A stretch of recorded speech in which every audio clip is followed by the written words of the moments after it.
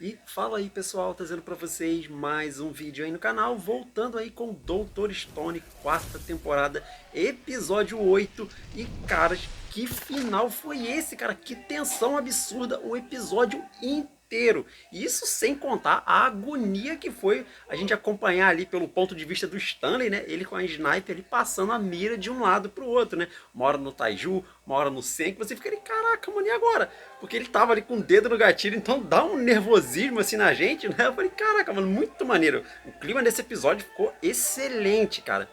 E acabou sobrando pro Senko no final, né? A gente viu claramente que ele foi atingido pelos estilhaços lá da bala, né? O que resta a gente saber agora é qual foi a extensão do ferimento dele. Né? Será que ele vai ficar de molho aí justo nesse momento tão importante, nessa disputa aí entre gênios, entre cientistas? Não sei, vamos ver o que vai acontecer, né? Talvez não tenha sido nada muito grave ali e tal, né? Porque ele meio que amorteceu aquele colete à prova de balas ali improvisado que ele fez, né? Vamos ver o quanto que aquilo ali tancou, né? Mas bom, além disso, né? Esse episódio também serviu para uma outra coisa, né? Porque agora ficou mais claro ainda, né? Ratificou ainda mais o que a gente já tinha visto no anterior, que é a diferença entre o Senko e o Dr. Xeno e como eles enxergam a ciência e o propósito dela, além de algumas questões éticas também envolvidas, né? E bom, dito tudo isso aí, agora sim, bora lá falar de tudo que rolou nesse episódio, porque a gente começa ainda mostrando o passado, né, o dia da despetrificação, e agora a gente vai acompanhar pelo ponto de vista do Dr. Xeno, né, já que basicamente eles acordaram, despertaram ao mesmo tempo, quase, né? E ambos tiveram ali a sorte, né? O destino ajudou de estarem perto ali de uma caverna, né? Com alta concentração ali do ácido nítrico, que ajudou eles a despertarem desse sono aí de milhares de anos. E assim que o Xeno acorda e descobre esse líquido, ele vai lá e salva, resgata o Stanley, né? E aqui a gente já tem uma das diferenças com relação ao Senko. Porque lembra que quando ele despertou, a primeira coisa que o Senko fez foi entender o líquido da despetrificação. E aí depois ele começou a salvar as pessoas. Esse foi o objetivo primário que ele teve.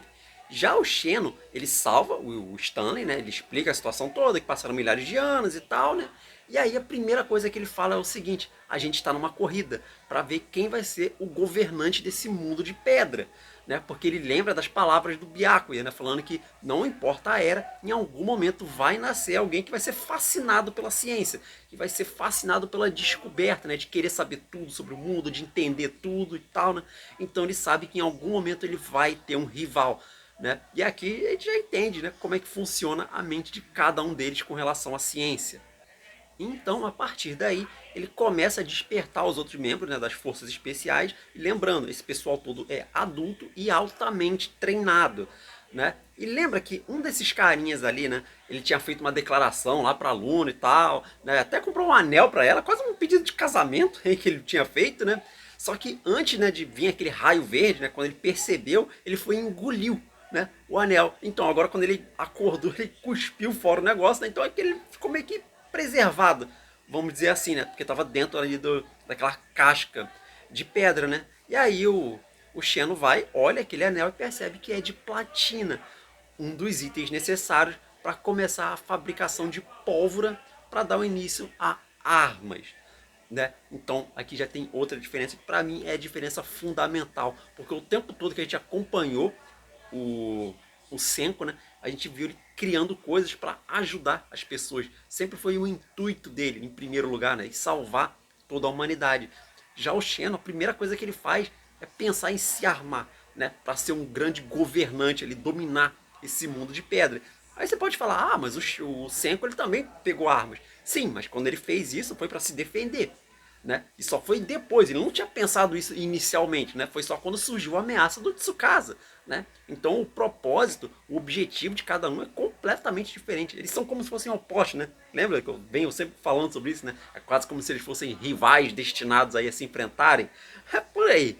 E aí, conforme eles vão despertando mais pessoas, eles já seguem, né, para aquele cinturão lá do milho, né, aquela região lá dos Estados Unidos, e dão início à construção das fábricas, já iniciam com armas, né, os aviões, né, eles fazem todo um aparelhamento ali, quase como se estivessem se preparando para uma guerra, né, já dão início a treinamento, né, para o pessoal voltar à antiga forma também, até eles fazem lá o cigarrinho lá pro Stanley, né? Porque precisa, né? Faz parte, né, do visual dele, né? Ele sentia falta daquilo ali também, né? Então, estão prontíssimos ali para encarar qualquer um que seja, né? E com isso a gente volta pro presente, né? Justamente lá pro navio Perseus, onde o Senko ele termina de contar a história, né? Sobre ele e o Dr. Shen. E aí ele tem a ideia de utilizar a Medusa contra ele, né? Aquele aparelhinho lá que transforma as pessoas em pedras. Só que tem um porém, aquilo ainda tá descarregado, né? Parece que eles não descobriram ainda qual a fonte de energia, né? Como é que aquilo ali funciona. Só que não precisa. Eles vão usar como um blefe, né? Para deixar o Dr. Xeno em xeque, né? Já que até o momento eles estão na desvantagem ainda por causa das armas, né? E eles também não sabem como que é o exército lá do Dr. Xeno. Falando nisso, aliás, a gente não viu o grupo do Tsukasa ainda, né? Eles estavam próximos da área lá, né? Será que eles vão conseguir chegar no Xeno primeiro, né? Tem essa questão aí também. Só que aí quem tá observando a situação toda é a Luna. Aí ela fala assim, caramba, agora que eu me toquei, tá todo mundo aqui no convés, né? E o Stanley tá lá, né? Só de tocaia com a mira lá certinho nela. Ela fala, pô, então só preciso apontar, né? O Taiju tá ali, é só apontar. Só que lembra que eu falei? Ela não vai conseguir fazer isso. Ela não tem essa, vamos dizer, essa índole ruim nela, né? Ela não vai simplesmente conseguir falar, ah, é esse aqui, e aí o Taiju ser ali finalizado bem diante dela, né? Então ela fica ali pensando se faz, se não faz, tal, tremendo pra caramba ali. Só que no final ela não consegue, né? E o Stanley só observando, pô, o que ela tá fazendo ali? Por que ela não aponta logo? O que ela tá fazendo, né? E aí, para ganhar um tempo, né, ela resolve contar essa informação ali de que o Senko já conhecia, né, o Dr. Shen, né? Então ela vira para onde eles estão, né, e começa a falar, né, para eles fazerem a leitura labial, porque tinha aqueles outros dois que estavam com binóculos observando ela, né? Então eles transmitem essa mensagem lá pro Dr. Shen, né, falando, olha, tem um tal de Senko lá naquele navio e tal, parece que ele conheceu você, que não sei o que. E nessa mesma hora, o Shen ele lembra na hora, né, de quem é essa pessoa, né? Ele lembrou lá do passado que ele conheceu o Senko e tal, que eles trocaram mensagem. E aqui na hora ele também já deduz. Esse que é o cara, que é o líder da ciência verdadeiro, né? Esse tal de Taiju é só um disfarce, né? Sei lá, tipo, é só um dublê ali, né? Uma isca para qualquer um que tente atingir eles, né? E aí o Shen, ele passa umas informações pro Stanley, né, dizendo como que é o Senko, né? Ele meio que conseguiu deduzir a altura do Senko baseado na voz dele. Eu falei, caramba, será que dá pra fazer isso, cara? Pelo menos uma aproximação, né? E aí, vendo isso, né, o Stanley, ele percebe que, pô, tem três possibilidades aqui, né? E ele confirma mais uma vez. Você tem certeza? Posso mesmo atirar nesse Senko? E aí o Shen vai e fala, confirmado, pode atirar, pode abater esse sujeito aí. Eu falei, caraca, mano, eu por um momento até pensei que ele fosse hesitar, só que ele não hesitou em nenhum momento. Ele falou, deu a ordem ali, pode acabar com ele, né? E aí a gente vê que a Luna ela ainda tá virada pra ele, né? E aí ele fica pensando, pô, por que ela tá olhando pra mim ainda, né? Só que ele percebe que isso pode acabar ajudando ele, né? Porque como ele sabe que o Senko é inteligente, ele vai acabar olhando pra ele, né? Porque ele vai ver a Luna, tá conversando com alguém e ele vai olhar. E não deu outra, né? O Senko olha pra ele e aqui ele descobre na hora quem é o verdadeiro Senko, né? Então ele já sai correndo em disparada ali, tentando ficar num ângulo onde a mira do Stanley não vai pegar ele, né? Então ele chega no bar da François, né? Ele já fica abaixado ali, né? Porque ele tá atrás tipo de uma proteção. Lembra que eles tunaram lá o Perseus, né? Colocaram um monte de placa neles assim e tal, para poder evitar justamente a artilharia do inimigo, né? E aí ele começa a procurar alguma coisa ali no bar. Então ele encontra, né, um saco com aquele, tipo aquele amido lá que eles usaram para fazer o sorvete. E aí o Senko já mistura aquele negócio com água ali, ele começa a misturar ali, mexer junto dentro do saco ali, ele ficando na frente dele, assim, protegendo, né? E o Stan, né, mesmo com aquela proteção, ele ainda consegue deduzir onde que o Senko tá, né? Porque ele sabe, pô, o Senko é inteligente, né? Então ele vai tentar ficar numa posição onde ele acha que eu não vou atirar, né? Mas é justamente ali que eu vou acertar ele, né? E ele vai e dispara. Né? Então a gente vê a trajetória, a cena ficou muito boa mesmo, né? A bala vai indo, ela bate no casco do navio, né? Só que ela quebra, ela se estilhaça tudo, mas consegue atravessar, né? Então ela vai em cheio ali no Senko, né? Só que eles estirassem ali, se ele não se defende, ele já era pra ele, né? Que é muito forte aquilo ali.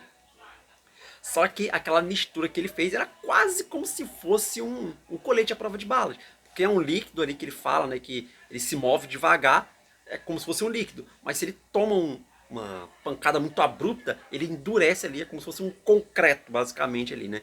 Então, em teoria, a bala vai entrar naquilo ali e o negócio vai endurecer e meio que vai travar ela ali. Só que nem isso foi o bastante, né? Porque, claramente, alguns estilhaços devem ter conseguido atravessar, só que, pô, diminuiu muito a força do estilhaço, né? Mas mesmo assim pega no seco, né? A gente vê o sangue saindo dele ali e tal, que é onde o episódio termina e você fica, caraca, mano, por que acabou aqui? Meu Deus do céu, né?